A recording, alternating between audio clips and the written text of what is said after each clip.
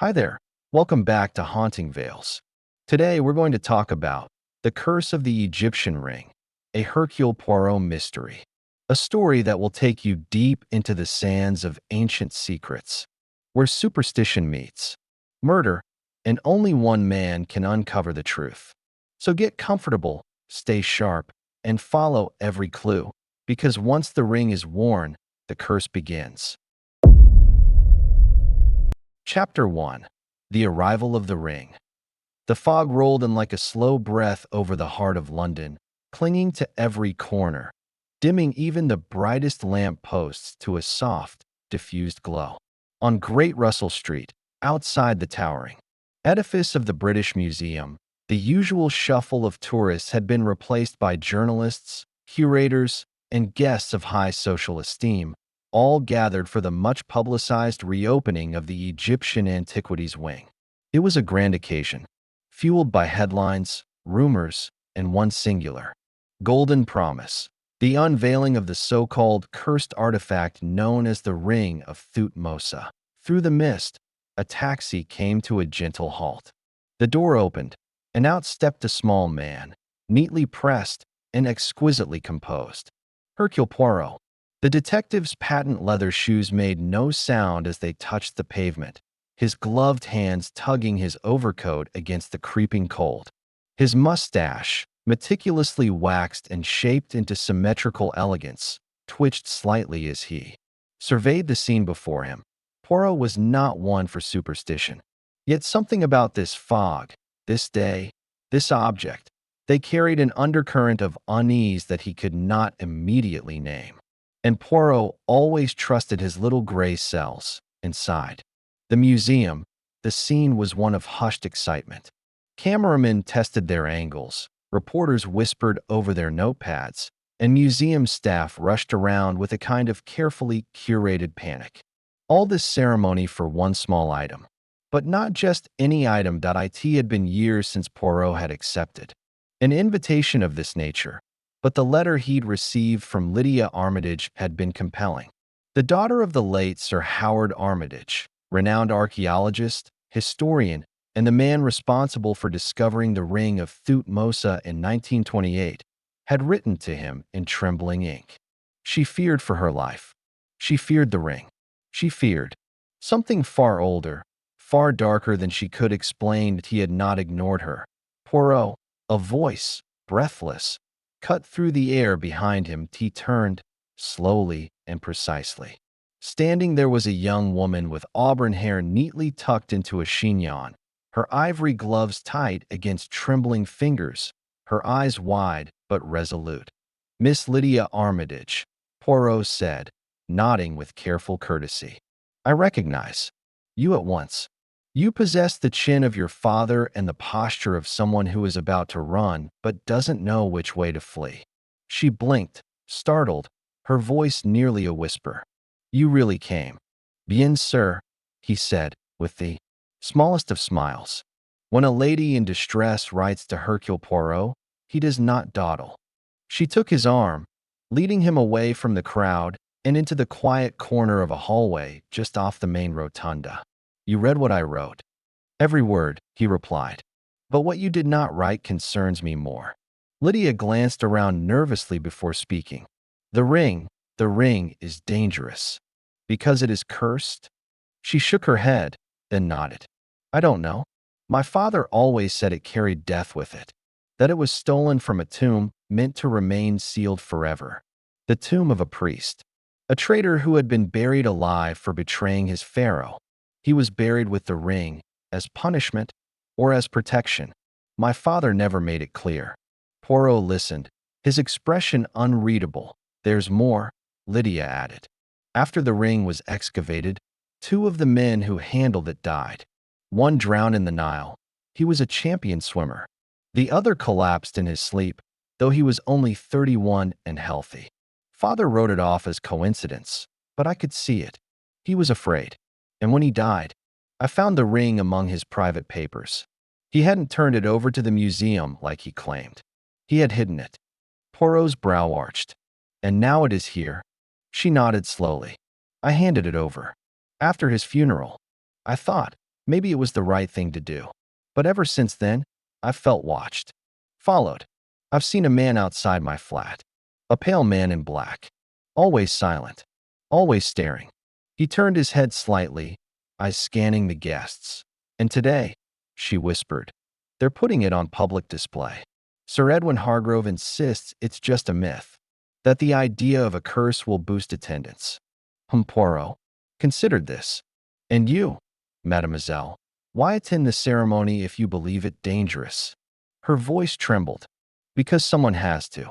And because I think something might happen. At that moment, a trumpet of a voice rang through the chamber. Monsieur Poirot, so glad you could make it. Sir Edwin Hargrove was an imposing man with a booming laugh and a roseate face, puffed with the pride of authority. He strode across the room like a man born to dominate space. Quite the affair. He said, offering a broad hand that Poirot politely declined. We're on the edge of making museum history. A relic tied to one of Egypt's most enigmatic tombs. The press are already calling it the new Tutankhamun. Poirot gestured to the display case being wheeled into the center of the room beneath. A white silk cover. And what of the so-called curse? Hargrove chuckled, waving a hand dismissively. Every good relic comes with one, doesn't it? It's half the appeal. The public love a ghost story, keeps the tills ringing. But 2 men are dead. Tragic, yes, but likely exaggerated. The desert is a dangerous place. I trust science, Monsieur Poirot, not superstition. The detective gave a tight smile. Let us hope science will suffice. As Hargrove bustled away to prepare his speech, Poirot's eyes returned to the crowd. And there, by the eastern arch, stood a man who did not belong. Tall, lean, dressed in black, face gaunt and sharp. He made no move, no speech. He simply watched Lydia. Poirot leaned in. There, by the pillar. The man you saw? Lydia turned and froze. Yes, that's him. He followed me last week. Stood across the street until I went inside. Poirot narrowed his eyes. Curious. The time for the unveiling came swiftly. Sir Hargrove ascended the small stage with a microphone in hand, beaming. Under the glass dome ceiling. Ladies and gentlemen, he announced, thank you for joining us for the grand unveiling of one of the most mysterious relics from the ancient world. A piece once lost in the sands of time, now brought back into the light. He pulled the silk cloth aside, gasps, flashes, then silence. The case was empty. For a beat, the room did not understand what it was seeing. Cameras paused mid-click. Heads tilted. And then the murmurs began. Where is it? Was it stolen? Is this a joke? The alarms blared seconds later. Red lights pulsed from the ceiling. Guards swept through doors. Museum staff locked exits. But the ring was gone. Sir Hargrove turned red, shouting into his walkie-talkie. Lydia grabbed Poirot's arm, and Poirot, ever still, ever precise, adjusted the sleeves of his jacket and murmured, more to himself than anyone else. Chapter 2: Death in the Gallery. The moment the alarms rang, the entire atmosphere shifted from ceremonial wonder to electric panic. Guests backed away from the empty glass case in stunned confusion. Security guards shouted contradictory orders, and museum staff scrambled to lock down the hall. Hercule Poirot did not move. His gaze remained fixed, not on the empty display, but on the man in black who had vanished into the crowd just seconds earlier. He was gone, swallowed by the panic. Miss Armitage, he said, turning to Lydia, whose face had gone pale. You must stay close. I fear the theft is only the beginning. A guard attempted to clear the room. Everyone to the upper rotunda. No one leaves until the premises are secure. Poirot raised a hand calmly. My name is Hercule Poirot. I am not only a guest, but a detective of some repute. If the ring has been stolen, I suggest you keep a tighter hold on the living. For, soon, you may be dealing with more than theft. The guard blinked. Sir, I mean, Poirot said, already moving, that murder tends to follow relics with bloodied pasts. The guests were herded toward the rotunda, where the sounds of confusion echoed between marble pillars. Lydia clutched her coat tighter, her eyes darting from face to face. "Do you think it was him?" she whispered. "The man in black?"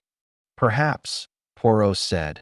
"But let us not forget, curses require belief, and belief requires fear. The question is not who stole the ring. The question is who stood to gain from its vanishing." Within minutes, the director, Sir Edwin Hargrove, returned, red-faced and sweating profusely.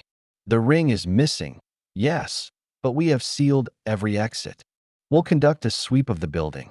If anyone thinks they can just walk out with a priceless artifact, then they are either very clever," Poirot interrupted, "or very dead." Hargrove turned. "Excuse me. The thief," Poirot said, "may not intend to flee. They may intend to deliver a message, or to carry out a curse."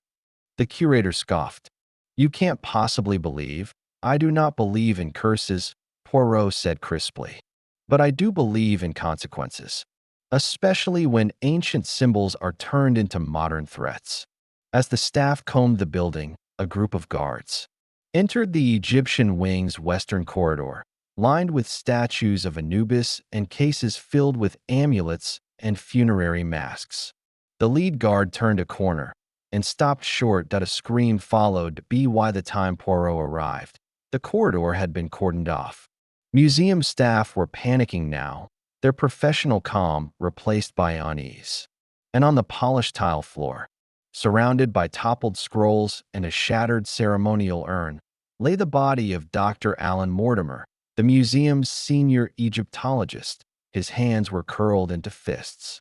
His eyes stared upward in terror. His mouth was slightly open, as though caught mid-sentence or mid-scream. A thin trickle of blood ran from his left nostril. But there were no wounds, no sign of struggle. Just death. Poirot knelt beside him, noting the man's position. "Miss Armitage," he called. "Was Dr. Mortimer present at the unveiling?" "Yes," she said, trembling. "He was standing behind Sir Hargrove." "And what role did he play in acquiring the ring?" "He catalogued it, cleaned it. He was the first to handle it when my father's journals were turned over." Poirot touched Mortimer's wrist, checking the timepiece. It had stopped. 3:44 p.m. Precisely the time of the unveiling. The guards turned to Hargrove, who arrived moments later and nearly fell backward at the sight. "Good Lord. Alan, he was just—" Poirot stood. "He died quickly. No sign of injury. Likely cardiac arrest. But he was healthy," Hargrove said. "As were the others," Lydia whispered. Poirot looked around. Where was the ring? "Displayed before today." "In the preservation vault," Hargrove said. "Mortimer brought it out himself this morning." Poirot's eyes narrowed. "Then the ring has been handled by 3 people. Your father, who is dead. Dr. Mortimer, now also dead. And 1 other." He turned deliberately toward a slender man standing near the archway. His name tag read Geoffrey Langley, assistant archivist. I didn't touch it directly," Langley said, sweating. "I just helped carry the documents. But you were in the room. Did you see who last had access?" Langley swallowed hard. "There was a courier. I think he brought it up just before the ceremony. A new guy. I don't know his name. Tall, pale, foreign maybe." Poirot nodded slowly. "The man in black?" Langley nodded. "Curious," Poirot murmured. "Very curious." That evening, the museum remained in lockdown. The guests had been released, but the inner staff, Lydia and Poirot, were kept inside for further questioning. The Metropolitan Police arrived late in the evening, skeptical as ever, but willing to indulge Poirot's reputation. Inspector Gerald Finch, with tired eyes and a sardonic smirk, approached him near the director's office. "Let me guess," he said. "Ancient curse? Murder by mummy?" Poirot folded his hands.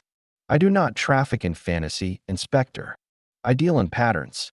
And the pattern here is death, each victim linked by one object." Finch rubbed his temples. "We'll sweep the building. If someone stole the ring, we'll find it." "You will not," Poirot said. "No.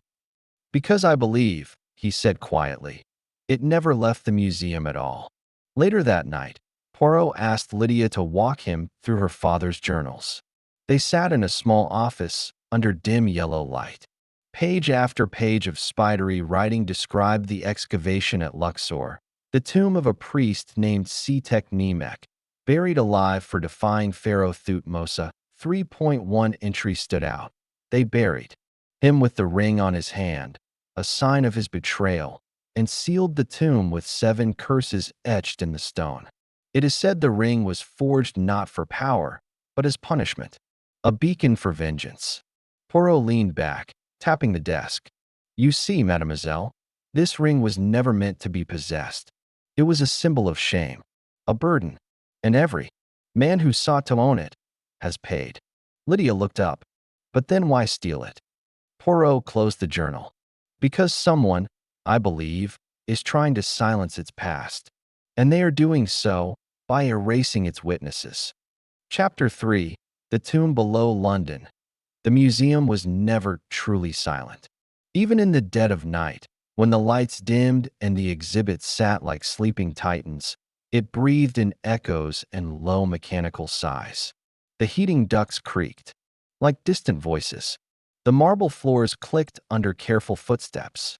And somewhere beneath it all, beneath the locked doors, the ancient scrolls, and the shattered glass, something older stirred. Poirot had not slept. He seldom did when his mind was occupied, and now it was burdened with questions heavier than Egyptian stone that he stood in the museum's map room, a large chamber filled with survey drawings, ancient dig blueprints, and architectural records. He reviewed the museum's floor plans with a curator's precision, tracing his finger over forgotten service corridors and basement vaults. There was a room, an unused gallery tucked beneath the Egyptian wing, one that hadn't been opened in decades. A note in the margin read simply, Sublevel G, closed since 1974 due to structural instability. Poirot's mustache twitched. That, he whispered, is where we must go. At 3:17 a.m., Poirot summoned Lydia and the assistant archivist, Geoffrey Langley. The boy was pale from lack of sleep and full of nerves, but Poirot had insisted. I believe the ring is hidden within the museum, he said plainly. And not just anywhere, but somewhere tied to its past. Somewhere someone hoped we would not look. Langley swallowed. You mean? Sublevel G. Just so. But no one uses it. The corridor collapsed years ago. Which makes it ideal, Poirot replied. Mademoiselle Lydia, would you be so kind as to accompany us? I believe your presence may yet unearth more than stone. They moved by lantern light, guided by Langley's knowledge of the museum's bowels. The stairwell to sublevel G was narrow, dust-covered, and cloaked in a silence that seemed almost watchful. A rusted padlock held the old door shut, but it broke with a simple crowbar Langley had fetched from maintenance. Beyond, the corridor was suffocatingly narrow and cold. Pipes jutted from walls. Broken artifacts sat beneath dusty tarps.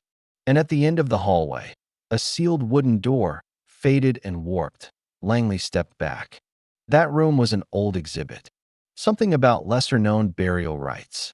They closed it after a leak flooded half the floor. Poirot stepped forward. Open it. Langley's hand trembled on the knob. The door creaked open slowly. Inside, darkness and a smell. Dry, ancient, and sweetly rotten.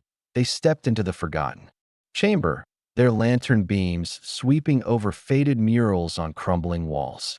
Depictions of jackals, priests, scales, and serpents, the journey through the afterlife. But one image dominated the far wall. A man, arms outstretched, mouth open in a scream, flames etched around his body. His hand bore a ring. The same shape, the same scarab. Lydia gasped. That's Setek-Nemek. In the center of the room stood an altar. Upon it, empty. But behind it, on the wall, something glinted. Poirot approached carefully. And there, wedged into a crevice above the mural's left shoulder, half concealed in dust and cobwebs, the ring, still brilliant. Still terrible. Poirot reached for it and paused. His gloved fingers hovered, then pulled back. Instead, he took out a silk handkerchief and gently extracted it. The thief, he murmured, never left. He simply returned the ring to its original temple. They stood in reverent silence. Lydia reached out to touch it, then stopped. That man in black, she whispered. He didn't steal it. He was returning it. Langley frowned. But why? Because, Poirot said slowly, he is not just a thief. He is a believer.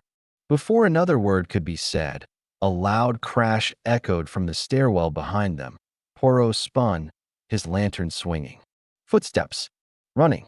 Then, silence. They climbed back to the main corridor, only to find the maintenance hallway door ajar. A body lay slumped on the floor. Geoffrey Langley turned white.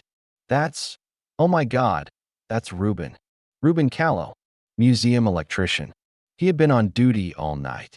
His body was twisted, neck at an unnatural angle, eyes frozen wide. But there were no bruises, no struggle, only a soft indentation at his throat. As if strangled with surgical precision, Poirot knelt beside the body. He was alive an hour ago. Lydia's voice trembled. So the killer is still here. Poirot stood and turned slowly. No, mademoiselle. He never left. Later that morning, the museum reopened under pressure from the board. Sir Hargrove insisted the police had it under control. Poirot, however, was not convinced. He requested to interview each staff member who had access to the Egyptian wing in the past 48 hours. Among them were Geoffrey Langley, assistant archivist; Irene Cole, museum publicist; Dr. Vinod Sharma, artifact chemist; Marcus Vane, night watchman; Eleanor Hargrove, daughter of Sir Edwin, and museum curator. Yes, he sat with each one in the curator's lounge. Poirot noticed the same pattern. Nervousness, yes, but also a reverence. The staff did not speak of the ring lightly. Even those who claimed not to believe in curses avoided saying its name. Until Eleanor Hargrove. I think it should have been left where it was, she said bluntly. My father pushed for its exhibition. He wanted another Tutankhamun. More funding. More fame. You disagreed? I resigned 3 weeks ago. This was my last week. I warned him. The ring frightened me. Why? She looked at him, eyes hollow. Because people aren't dying randomly. They're dying in the order they touched it. Poirot's eyes narrowed. She continued, first your father, then Dr. Mortimer, then Reuben. He helped rewire the display lighting yesterday. I saw it. He touched the case. That's 3. Poirot sat forward slowly. And who would be next? She met his gaze. Me. Poirot left the lounge immediately. As he walked toward the eastern gallery, a voice rang out from the stairwell. Poirot. He turned. Langley was running, breathless. Sir Edwin, Langley panted. They just found him. In the director's office. Poirot didn't wait. They rushed to the office. Sir Edwin Hargrove sat slumped over his desk. A coffee cup had spilled across his files. His breathing was shallow, erratic. His lips were blue. Poirot pressed 2 fingers to the director's throat. There was a pulse, faint, flickering. Call an ambulance, he shouted. Now. Langley raced for the phone. Poirot looked down and noticed something odd. A smear of dust on the man's cuff. And beneath the desk, muddy footprints. From below, Hargrove survived the poisoning. Just barely. A forensic test revealed traces of belladonna in his tea, likely dosed into his milk jug. But Poirot now had his link. Someone who had access to both the ring and the director's private supplies. A hand from within. A believer. Chapter 4. The Shadow That Speaks. Rain tapped gently against the arched windows of the British Museum as the morning sun filtered through a low gray sky. The storm had passed, but the air felt electric, charged with something unsaid. Within the museum's walls, the whispers had grown louder. Staff spoke in hushed tones about the curse, avoiding eye contact in the corridors. Even the seasoned guards looked over their shoulders more often than usual. Hercule Poirot walked silently along the eastern gallery, his polished shoes echoing in crisp rhythm against the marble floor. He had just come from Sir Hargrove's hospital room. The man would recover, though slowly. And he remembered nothing. Or at least, that's what he claimed. Poirot wasn't so sure till he reached the main rotunda, where Lydia waited, seated alone on one of the velvet benches, her coat folded across her lap like a funeral shroud. "They're going to close the exhibit," she said without looking up. "The boards had enough." Poirot nodded. "A wise choice. The ring will be placed back into secure holding, I assume." "Langley took it to the internal vault this morning," she replied. "He signed it into restricted inventory. Double sealed. No one touches it again." Poirot sat beside her, folding his hands. "Mademoiselle, I must ask something that may seem cruel. But I must know. Did your father speak of enemies before his death?" She frowned. "You mean professionally?" "No, personally. Obsessively." She paused, thinking. "He mentioned someone once. A man who worked with him on the Luxor dig, but was dismissed. Said he'd stolen artifacts, broken the seal of the tomb without permission. His name was Felix, I think. Felix Marlowe. But father never filed charges. Said the man was disturbed." Poirot stood. "Merci. That name may be the final piece of our puzzle." An hour later, Poirot convened a private meeting in the director's office with Inspector Finch, Lydia Armitage, Eleanor Hargrove, and Geoffrey Langley. The room felt tight with tension, the air thick with suspicion. Poirot stood near the window, gazing out. The ring has never truly been lost. It has always remained close. It is not the object that carries death, it is the belief. And belief, mes Amos, has a dangerous power, especially when combined with vengeance. Langley shifted uneasily. "You think someone's trying to kill us because they believe in the curse?" "No," Poirot replied calmly. "I believe someone is using the curse as a mask." He turned to the room. "There are three things that connect every victim: access to the ring, access to museum infrastructure, and, most importantly, access to the museum's secrets." Finch spoke. "So you think it's an inside job?" Poirot nodded. "More than that. I believe the killer never left the museum. He has been hiding among us, moving through its walls, blending into its shadows." He stepped closer to Lydia. "Mademoiselle Armitage, the man you saw, the one in black. Did he ever speak to you?" She shook her head. "Never." "Did you ever speak to him?" "No, but he always looked like he wanted to." Poirot turned slowly. "I believe that man is Felix Marlowe. Disgraced, dismissed, and forgotten. I believe he returned to London under a new name, possibly as a night guard or a courier." Finch frowned. "And you have proof?" Poirot's eyes twinkled. "I will. Tonight."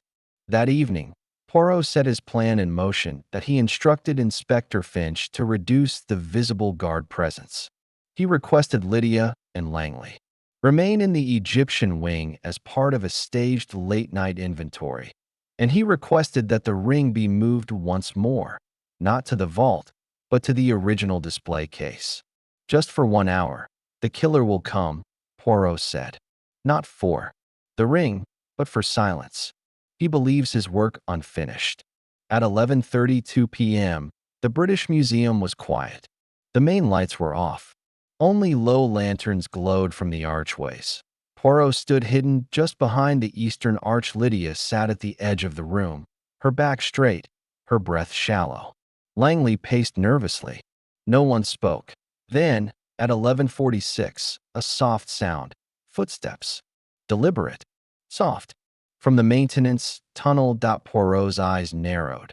The figure stepped into view. Dressed in black. Gloves. Pale skin. Eyes sunken. Not a ghost. A man. And in his hand, a small syringe. He stepped toward Lydia slowly. Poirot waited until the figure passed directly in front of the glass case. Then, halt. The figure froze. Lights flooded the gallery. Guards swarmed in. Poirot stepped forward, pointing calmly. "Felix Marlowe, I presume?" The man said nothing. But the silence broke something in him. His body sagged, as though released from the pressure of being seen. Finch moved forward. "We'll take him now." "No," Poirot said gently. "Let him speak first." Marlowe turned, his voice brittle. "They broke the seal. They laughed. They used the ring to raise funds. To show off. They didn't understand what it meant." "You mean your dig team?" "They desecrated it. They stole C-Tech Nemec's vengeance. And so you returned it." Marlowe nodded slowly. "To where it belongs. To his tomb. I wasn't killing them. I was fulfilling the curse. I was restoring balance." Poirot nodded solemnly. "But you chose who would die. They chose themselves." Finch approached. "That's enough. We'll take him." Marlowe did not resist. As they led him away, he murmured one final line. "Now he sleeps again." Poirot stood in silence, then turned to Lydia. "It is over." She looked at the glass case. "Then why?" she whispered. "Does it still feel like it's watching us?" Chapter 5. The Final Burial. The British Museum hadn't felt this silent in decades. Not since the bombs of the Blitz echoed through London's foggy alleys had the building seemed to hold its breath the way it did now. But the silence wasn't from fear of war. It was something older, something forgotten that had risen again from beneath the stone. The ring, though locked behind triple-reinforced glass, pulsed with the same quiet dread it had from the moment it returned. Visitors kept their distance. Staff refused to touch its display, and the hallway lights near the Egyptian wing flickered more often than usual. No one said it aloud, but they all felt it. The story wasn't over. Felix Marlowe had confessed. A man consumed by ancient myth, whose belief in vengeance had cost 4 people their lives. But as Hercule Poirot stood in the now-deserted wing, hands clasped, eyes half-closed, he knew obsession alone could never explain it. Not the precision, not the poison, not the seamless execution. Madness does not organize a perfect sequence. It reacts. It spirals. But this had ordered. He had returned to the chamber below, to the ancient mural where C-Tech Nemec's face still screamed in eternal agony. The air was colder now, as if the earth itself had exhaled something bitter. Poirot knelt by the stone slab where the ring had been hidden. Beneath it, scratched into the dust, was a single name. Not ancient, not hieroglyph, not coincidence. Eleanor. Poirot had seen it coming. The way she watched the case but never approached it. The way her voice shook with just enough fear to earn trust. Her resignation. Her warnings. Her silence during the interviews. It hadn't been hesitation. It had been design. Eleanor Hargrove wasn't afraid of the ring. She had orchestrated its rise. The daughter of the museum director. The forgotten mind behind its acquisition. A curator with no credit, no recognition, and a lifetime of fury coiled beneath her polite smile. Marlowe had been her blade. But the hand that wielded him had always worn a glove.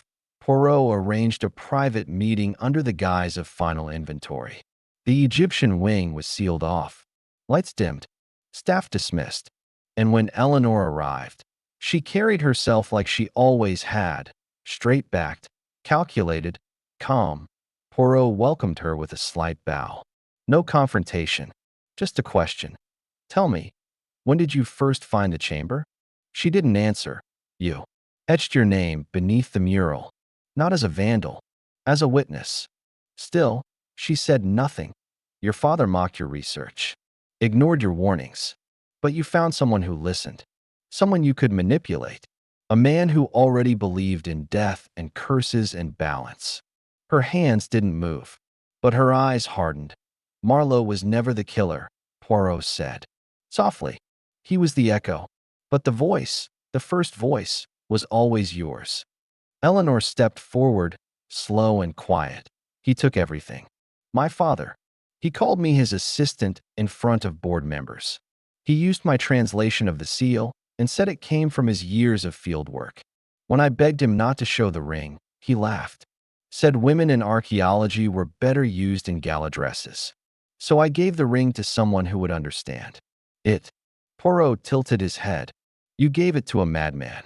I gave it to someone who would listen. You orchestrated for deaths. I only lit the match, she said. He carried the fire. Poirot paused. And now?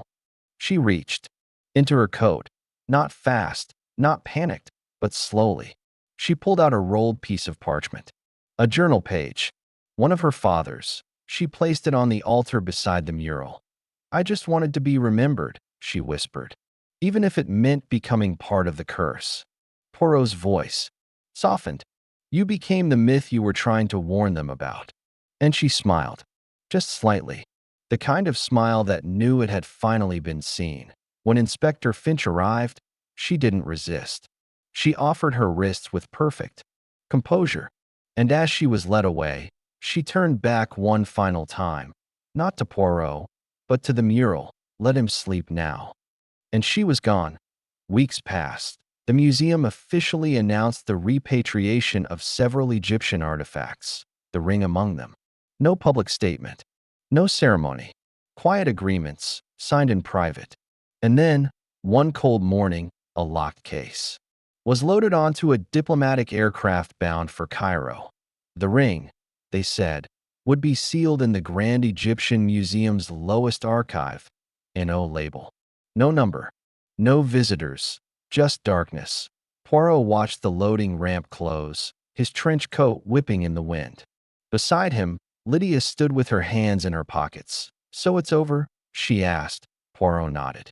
The curse has returned to the sand. And the people? They have already begun writing it their way. There will be books, films, theories, most of them wrong. But what matters is the ring will no longer be here to whisper its story again. Lydia turned to him. Do you believe it was cursed? Poirot smiled faintly. No, but I believe some people are. She laughed. Just once. A tired, almost sad laugh. And Poirot looked back at the plane as it vanished into the clouds. Somewhere, deep in the vaults of time, something ancient was being buried again. Not just an artifact, but vengeance. Man Detective, thank you for watching. If this mystery gripped your mind like the curse gripped its victims, make sure to like this video, subscribe to the channel, and tap the bell icon so you never miss another twisted tale from Hercule Poirot's world. That we've got more full-length mysteries, hidden betrayals, and shocking endings on the way. Want to decide which Poirot case we do next? Comment below your favorite title, or invent one, and your story might just come to life. Because in this world, every relic hides a story, and every whisper has a name. We'll see you in the next mystery. Only on Haunting Veils.